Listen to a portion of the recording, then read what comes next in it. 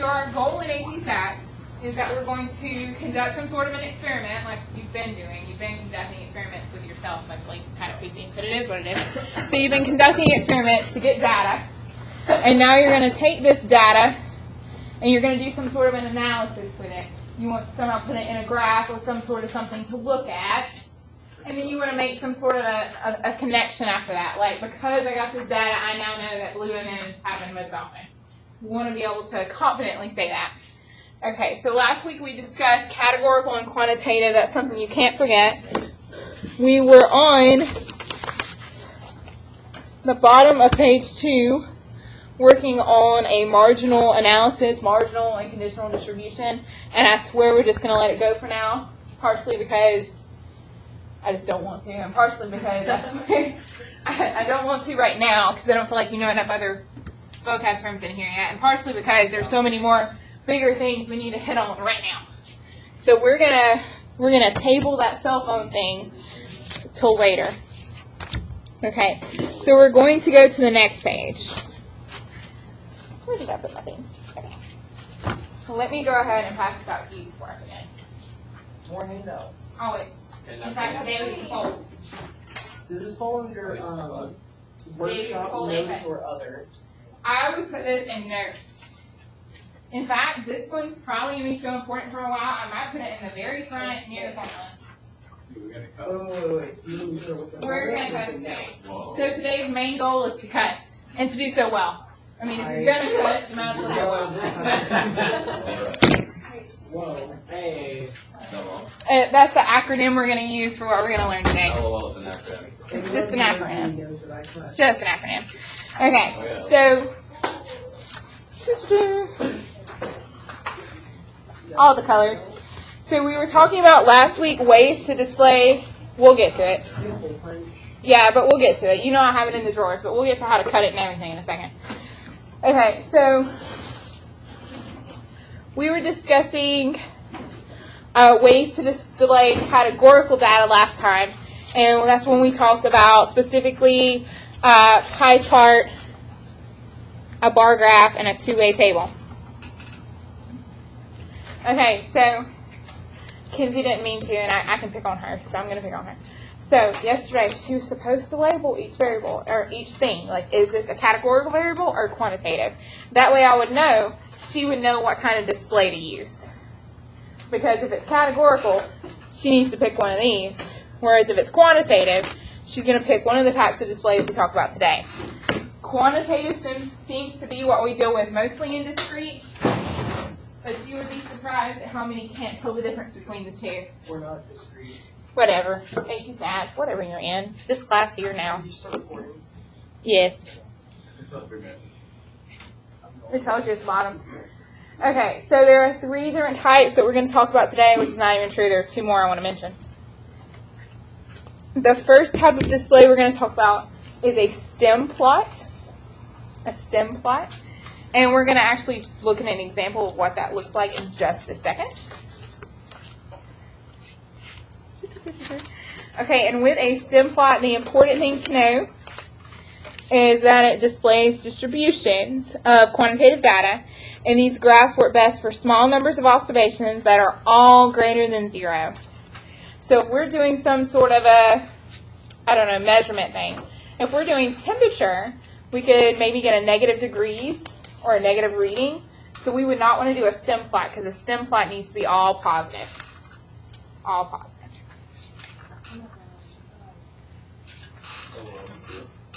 Okay, and then you've already actually talked about a stem plot before in your life. You called it a stem and leaf plot.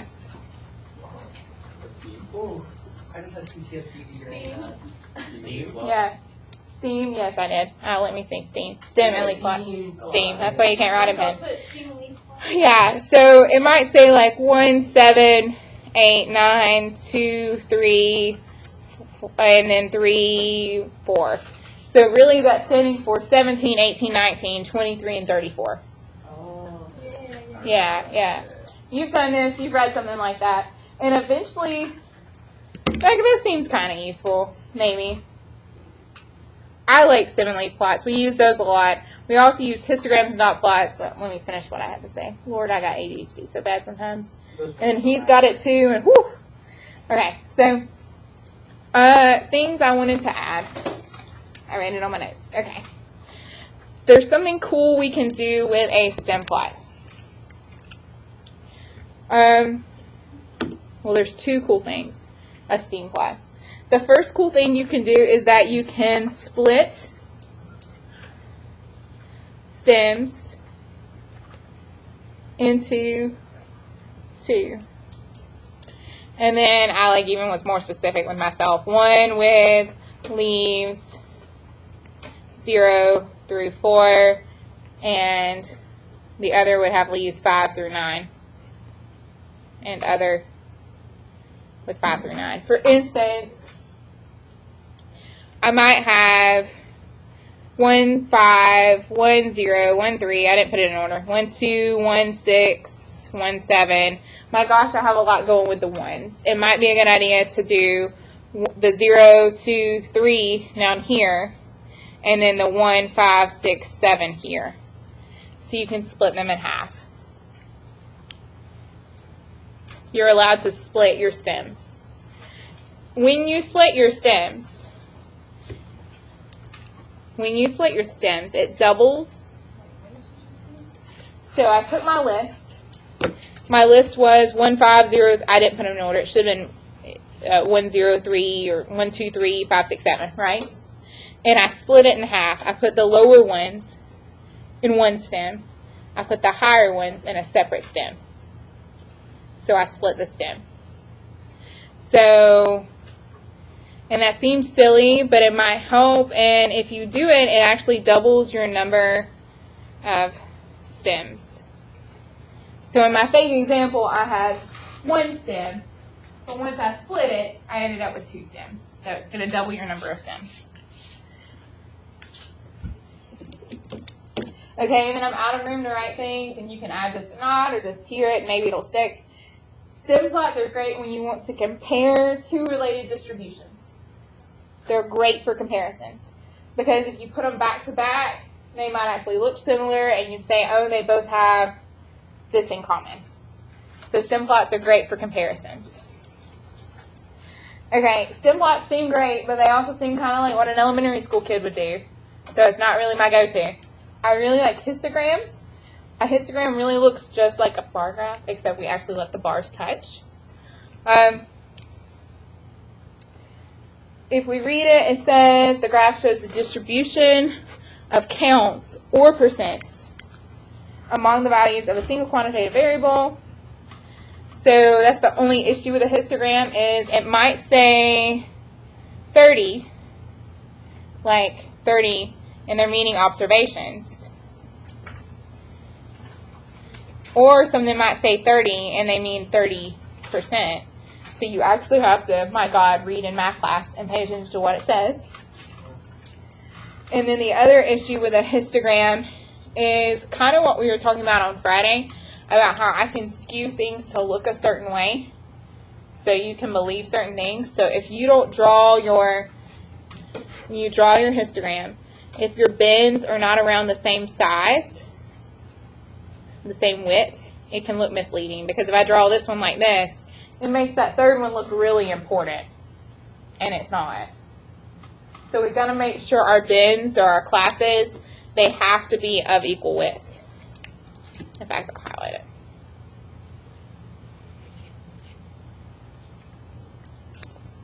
it. They have to be of equal width, or else it looks like we're trying to say this last third thing is super important, and it's probably not. Can it count something wrong? They're not gonna. If you're close, they're gonna give it to you. It's just if you're ridiculous, like I was ridiculous then. No, they're not gonna be like she was 0.75. No, they're not gonna get out the ruler and measure you. Well, no, I'm saying like as far as if they're not equal, like even. Never mind. I'm saying like if we turn the thing into you and you're telling us, so it doesn't matter like that much. It's just No. preference. Yes, it's just if it was ridiculous, I would get on to you. You're not gonna be ridiculous. Okay, and then I probably need to back up. So with a histogram, clearly, it's kind of like a bar graph, so you already know you should label whatever you're doing on the bottom. Like the other day we were doing colors of M&M, so it was blue, and then red, and then green. So we actually labeled something on the bottom. And then on the y-axis, we put what it was. We had frequency, I think, like how many times we found that M&M in the bag. So you would label your x and y axis. It's just like any other math class in discrete. Shoot, I would cuss, but we're recording. Cuss. It's just like any other math class. Yes, we're not doing your normal XY coordinate plane, but if we're going to do something, we're going to label it, by golly, so people know what this stood for and what that stood for. So there's a problem with stem plots that most people forget to include a key or a legend, because she was like, what the crap are you doing up here? Probably because I didn't include a key or a legend. So you got to make sure you include a key and at least explain. Well, I feel like with a histogram and a dot plot, you kind of already label your axes, or you're already labeling somewhere. The only one you forget to label is a stem plot. So just a reminder to myself, this is like any other math class. If I'm doing some sort of display, I need to label it so if someone else reads it, they know what the crap I was doing. Okay, and then my favorite kind of a display is a dot plot, mostly because it's the simplest. It's the simplest, and that's what we're about to see an example of. And it's a great way to represent, again, we're talking specifically about quantitative data today. That's why the title says if we're going to display quantitative. There was a whole different list of displays if we were doing categorical. All the words. You're like, Miss Compton, that sounds great. I don't know what any of these things look like. So now let's practice. So here's an example about smartphone battery life. Here's the estimated battery life for each of the 9 different smartphones in minutes. Make a dot plot of the data and describe what you see. So when I make a dot plot, I'm going to, let's see. We see that we're going 300 to, what's the top? 460. So I'm thinking I'm going to go every 50 maybe, because like 300, 350, 400, 450. That would make sense. So I'm going to do 300, 350, 400, 450, 500, and then, you know, of course, it would be even smarter of me if I could say 310, 320, 330, 340, 60, 70, 80, 90, 10, 410, 420, 430, 440, 60, 70, 80, 90. I mean, that would be even smarter of me. Am I always that smart? No.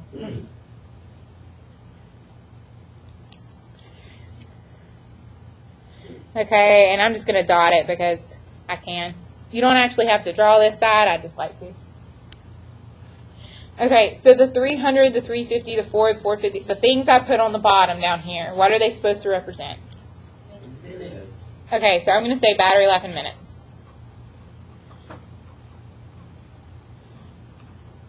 And I know you're like, Miss Compton, that says it right next to there. Well, yeah, it does for this question, but in real life, you know you're in a song. You know, you might as well list it.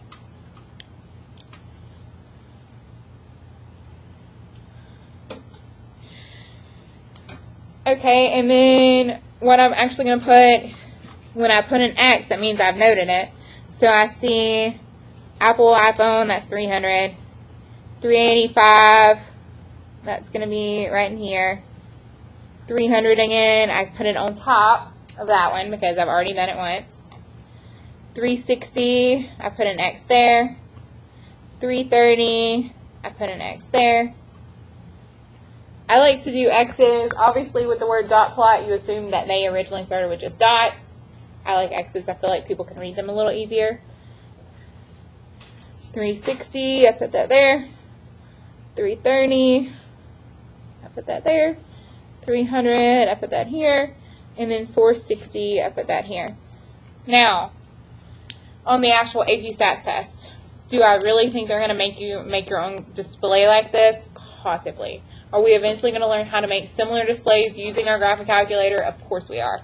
But for starting out, since I'm not even sure you knew what a dot plot was, we're going to make some things ourselves. Okay, so technically, when we were putting the X to represent it, we were labeling the frequency. Clearly 300 happened the most. It was the most frequent.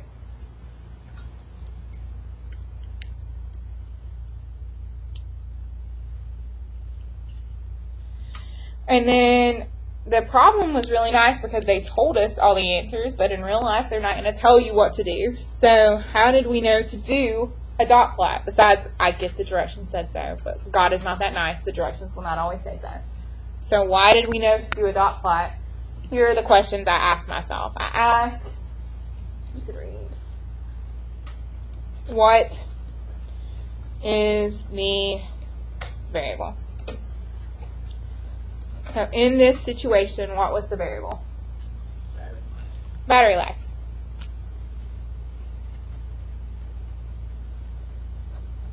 Okay, and then I asked myself, well, is that variable, is that something that's quantitative or categorical? And so since it's quantitative,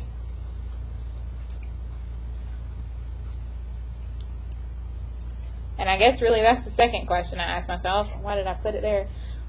What type of variable? And he already answered it, so that's why I already put it. It's quantitative. So if you can identify the variable, and then you can categorize it, and it's quantitative or it's categorical, you can already figure out what kind of display to use. Okay, so we made this dot plot, and then we eventually have to say stuff like it's skewed to the left, it's skewed to the right. Does anyone know anything about skewedness? Values are closer to one side or the other. Yes, so if we were actually to draw a curve above this and make it into like an actual graph, obviously it's leaning one way more. And you would say, oh, it's skewed left. I'm with you, but in StatsLand, the way they actually label it is based off its tail. So the tail is to the right, so we're going to say that's skewed right. And you're like, Miss Comden, I don't know what the crap that means. That's why you have your cuss thing. We'll get to that in just a second.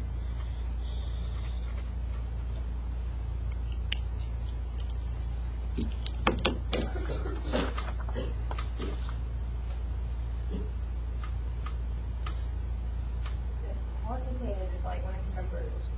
Yes. So like your numbers. Yes. Categorical is like Blue, green, yeah. Like when we did the like just color types or just blood types. like words. Yes, it tends to be. But then there are those rare cases where a number doesn't really mean anything. Like right now, table 1, table 2, table 3, that's still categorical. It doesn't mean table 1 because they're first, they're better. Yeah.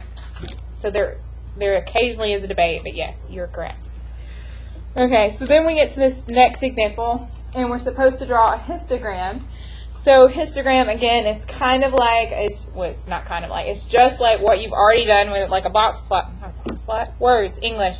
Say the words. Bar graph. Bar graph, thank you. But we're actually going to connect our bars. Thank you for whoever had the words. Appreciate them. That's the bad thing about y'all being last. I need all the words to come, and none of the words want to. All the words. Okay, so if we're looking at this, it says, here's some data on time spent on the internet. Graph the data using a histogram. And then we're looking at I need to know totals. And we've got frequencies.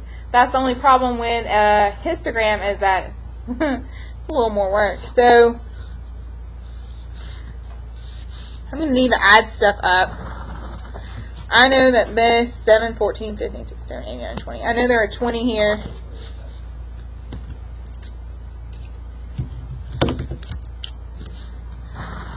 (15 plus 3 is 18.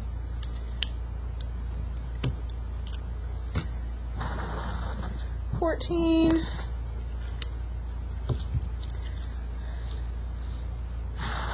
(10). Because I'm weird. Because I can. I don't actually have a logic for it yet. 11. I have no logic at the moment.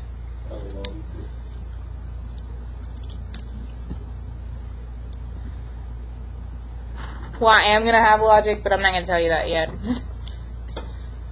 Just so you're not having like 80 different bars. Yeah, I'm trying to decide how many bars I'm going to have. So I was going to try to make them about 20 wide or so was my thought. I don't know. And then I don't know what happened. Okay, so if you add 18, 14, 10, 11, what was the total? If you added all the frequencies together, what did you get? I'm thinking it's 87, but math at the end of the day is not my forte. You're a math teacher. At the end of the day. At the end of the day. Yeah, 87. At the end of the day, you got 87? Yes. Okay. So Miss Compton did some random things and drew some random lines. Yay. I did add all the frequencies together. Add words, all, frequency. And I saw that the total was 87.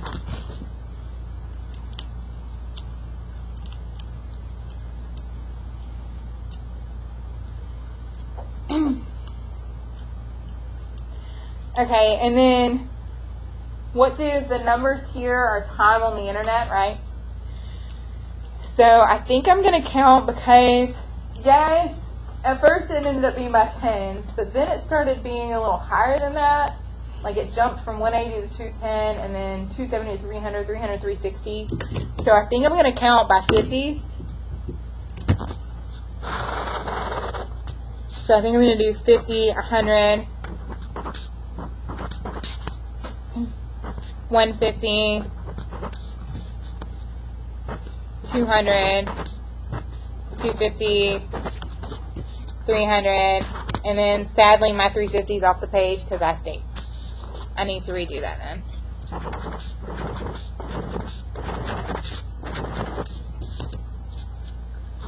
Yay, pen. How glad I am I wrote in that today. I've got to start writing in pencil in here. So,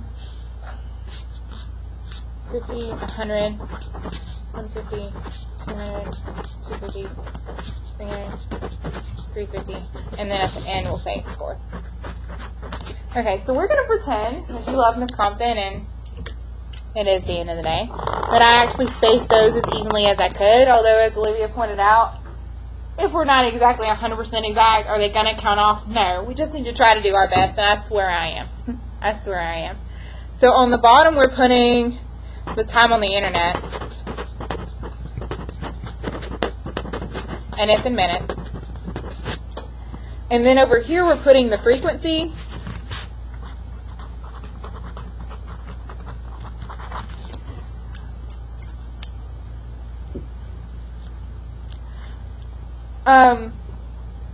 But clearly, because I've grouped it the way I've done, that's why I was adding. She's like, why were you adding earlier? So that's why I was grouping things together. So I have to actually add 0 through 45 up and get a total of 20. Because when I make this bar, show her, don't just say it, just do it. 2, 4, 6, 8, 10, 12, 14, 16, 18, 20. It was good timing. Okay, so Olivia asked why I was doing the random grouping. I knew when I saw the problem, because I saw how big it was getting at the end from 0 to 360. I knew I was going to end up making my classes or my bins with a width of 50. Width of 50 minutes. Meaning, everybody from 0 to 50 is going to have to go in this one little spot. Everybody from 50 to 100 is going to have to go in the next spot. Everybody from 100 to 150 is going to have to go in the next spot. So, 0 to 50, I added up the frequencies and it was 20. So my first bar is going to go all the way up till 20. And hopefully she's less mad at me now. And then I need to add up the stuff that's between 50 and 100. Well, that's going to be the 60 and the 90. That's why I did 18. You're like, well, of course, Miss Compton. You knew what the problem was. You knew how to add bins. So true. And then between 100 and 150, I only see the 120. Between 100 and 150, I only see 120, so I'm going to go up to 14.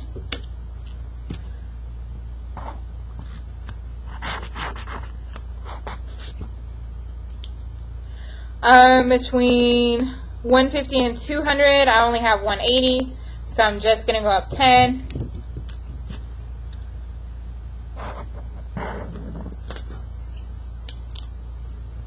Between 200 and 250, I have the 210 and the 240, and they added to 11.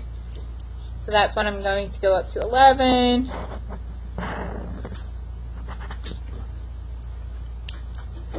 $250 and 300, I only have 270, so I'm going to go up 2. 300 to 350, I only have 300, and it goes up 9.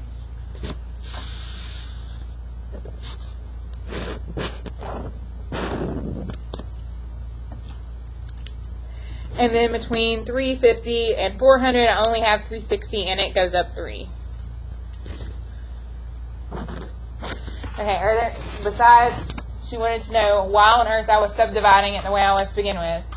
It's because I already knew in my head, I'd already decided how I was going to do my class bins. I knew I was going to do my classes, or my bins, or my bars, or whatever you want to call the width of this. I decided I was going to go by 50s. And that's why I was already blocking it. 0 to 50, 50 to 100, 1 to 150, 150 to 200, 2 to 250, 250 to 3, 3 to 350, 350 to 4. Okay, are there any questions about my ugly bar graph? And it's not a bar graph, it's a histogram. Usually it's they touch. Any questions about my ugly histogram? Are we going to have to write classes and bins or what? At this exact moment, no. Is that eventually going to be a useful thing to notice? Heck yes. Heck yes. That's the only thing different about a bar graph and histogram is they touch. They touch. They touch. That's the only difference. But I know that sounds like a silly difference, but categorical goes with the bar graph, whereas quantitative goes with the histogram. So if you display it the wrong way, it's implying that your data is a different type than it actually is.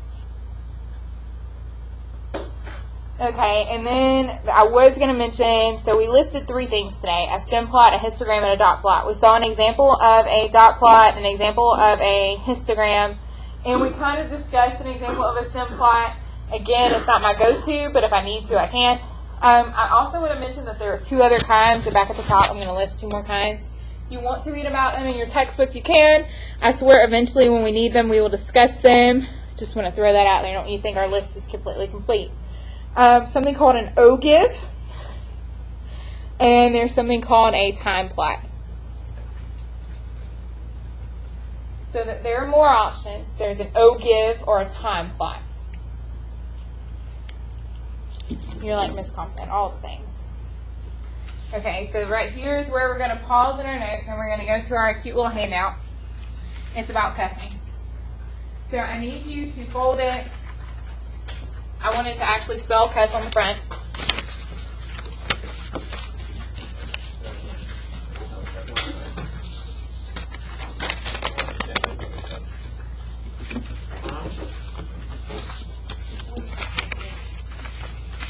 Oh, well, I got you.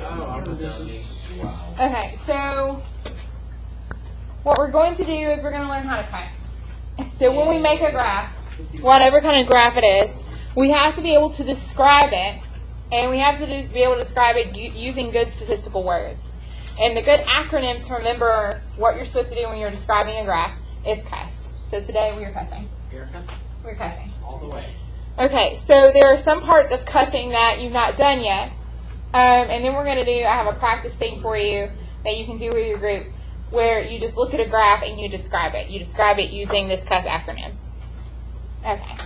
So when you cuss, and I will give you scissors to cut I really want to cut the thing, but I'll give you scissors in a second. Let's go ahead and fill in the thing so I know you at least do that today.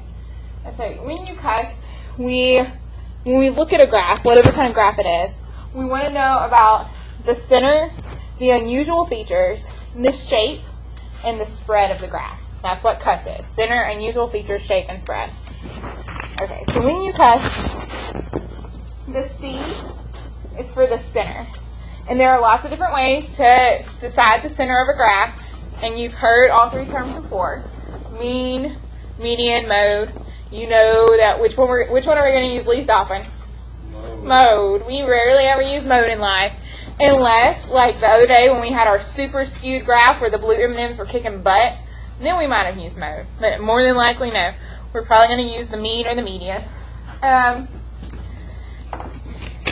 And now we're going to calculate the mean and the median because I'm doubting you know how. No offense, it's been a while. So how do you actually determine the mean? Yeah, average.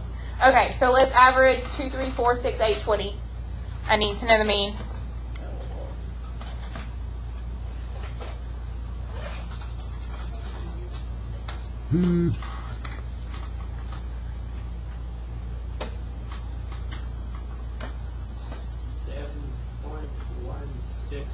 repeating. Does anyone agree with him? No. No. I did something. You did 2 plus 3 plus 4 plus, 2 plus 3 plus 4 plus 6 plus 8 plus 20. and then you divided by 6? Yes. And you got what? 7.16 repeating. Make 6. Okay, so we're just going to say 7.16 repeating. That sounds good. Now look at that second list. Can you determine the mean for the second list? All that's changing is instead of 20, it's a 50.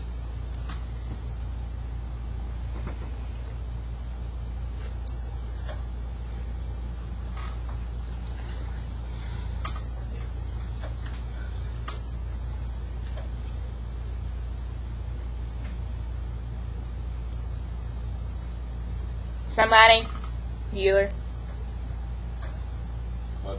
What's the mean? Yeah, it is 12.16 repeating, which makes sense. It was higher number, so we had a higher average. That makes perfect sense. Okay, what about the median of that first list? 2, 3, 4, 6, 8, 20. What is the median of that? What does median mean? Middle. Okay, but I'm awful and I did even number, so what is it actually going to be? 5. What is it for the second one? Also 5. Also 5. Okay, I thought it would probably help. I thought it was add the two numbers and there and then divide by. You do, so that's what they were doing in their head. They did 4 plus 6 because those were the two middle ones, and they divided by 2, and they got 10 over 2, which is 5. They did. I think something's wrong with that good stuff. What? Whoa! I don't know. They did. The middle 2 were 4 and 6, Yeah, I and know. the middle of that was 5. Okay. What I put in. Oh, bless it. Bless his heart. You got it now. They pulled a Okay, pen so before we got distracted, which is off. funny. Pen's awesome. Before that happened, what's curious about this? I mean, the middle was the same. The middle is the same. Why is the middle the same? Because the two middle numbers are the same. Because the middle numbers are still the same. The only thing that changed was the 20 to the 50. So you've been taught your whole life to always go with, if you had to choose, mean, median, or mode, what were you supposed to choose? Median. Mean. And it actually depends with us. It depends on how your graph looks. Because clearly, with this data, which one's more consistent? The median's more consistent. So we actually call it resistant. The median is resistant to, and what do you call a number like 50? That's way far out there and way bigger than you anticipated. So the median is resistant to outliers. So if you can already tell from your data that it's got some really big values when most of the other values are really small and something probably went wrong, you probably want to go with your median because the median is resistant to outliers. Wait, say that again? You want to go with what because of what? So you want to go with the median, like in our example. Once we threw in that really large number, it threw off our mean. It changed it drastically. If you're not wanting a big change, you want the median is the most consistent. The median is the most consistent. Outliers don't really affect it. Not the way they can drastically affect the mean. Okay, so you're letting us come. That's a lot of stuff. So basically all you need to remember for today for cuts, the C is something to do with like the center of the spread. So you're either doing mean, median, or mode. And to be honest, please don't do mode. I don't even remember how to do it. Most often. Mode was most often. So like if it was 2, 4, 4, 4, 4, 4, 20, then you would say, oh, it's 4. That's why I'm saying we're not looking good for mode. Okay, so then next in the CUS acronym would be U, which is unusual features, which you already know there's something called an outlier. You already know, you think how to identify outliers. What we're actually going to find out relatively soon, either today or tomorrow, is that there's, or I don't know, I never know anymore. There's actually a formula in statistics to prove something's an outlier. So Hunter can't say, hey, that's an outlier because it looks really far off. He has to actually prove it with math. Okay, and then we also have influential points, which just means you really thought it was an outlier, but you did this formula and it didn't work, but you still think that point is important, so you call it influential. That's what I do. Okay, and then the S is for, well, there are two S's in CUS. S is for shape, and S is for spread. The first S is for the shape of your graph. So, symmetrical, I would probably draw my tiny graphs to myself.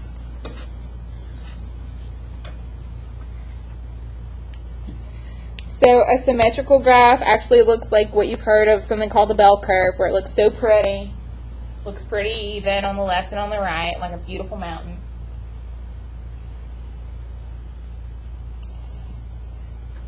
Uniform is where everybody's about the same height.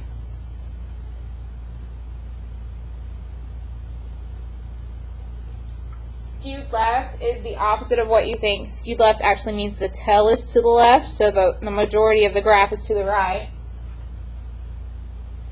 And skewed right, the tail is to the right, so a majority of the graph is to the left.